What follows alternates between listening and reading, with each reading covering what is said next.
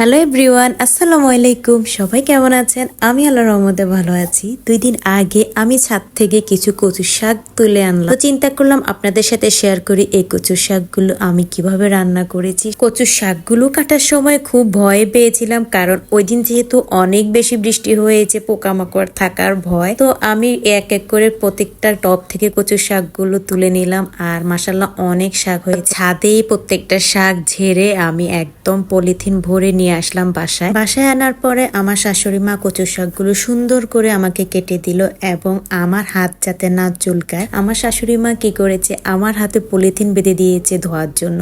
আর এই টেকনিকটা কিন্তু অসাধারণ। আমি প্রথমে একবার ধরে আমার হাত চুলকানো শুরু করে দিয়েছে। যখনই উনি শুনছে যে আমার হাত চুলকায়, তখনই উনি আমার হাতে পলিথিন বেঁধে দিয়েছে যে এইভাবে ধো, তাহলে আর হাত চুলকাবে না। তো আমার বেশ ভালোই লাগছে, পরে আমি বেশ শান্তি পেয়েছি আর হাত চুলকানো থেকেও বেঁচে গেলাম। তারপর আমি লবণ দিয়ে এই শাকগুলো সিদ্ধ বসাই দিলাম, ভাপে দিলাম। অনেক পানি উঠে গেছে ভাপে দেওয়ার পরে, আর যখন এগুলো ভাপে দেওয়ার পরে গলে যায় তখন একদম অল্প হয়ে যায় শাক যখন কমে গেছে, তখন আমি কি করলাম, ডাল ঘুটনি দিয়ে সুন্দরভাবে একটু ঘুটে নিলাম। এভাবে ঘুটে নিলে একদম ঘোটা হয়ে যায় আর ব্লেন্ড করা লাগে। আর আজকে এই শাক কিন্তু রান্না করতে আমি কোনো রকম শুটকি এবং মাছ কিছুই ব্যবহার করব না, শুধুমাত্র পেঁয়াজ, রসুন কুচি আর রসুন বাটা, একটু হালকা হলুদ, মরিচ, একটু জিরার গুঁড়ো দিয়ে বাগার দিব। আর এভাবে কচুর শাক করলে আমি মনে করি ইলিশ মাছও দেওয়া লাগে না, কোনো শুটকিও দেওয়া লাগে না, আলহামদুলিল্লাহ অনেক বেশি মজা হয়। আমি এখানে মশলাগুলো একটু কষিয়ে, কোনো রকমের পানি ইউজ করা লাগবে না, মশলাগুলো একটু কষিয়ে তেলের মধ্যে তারপর ওই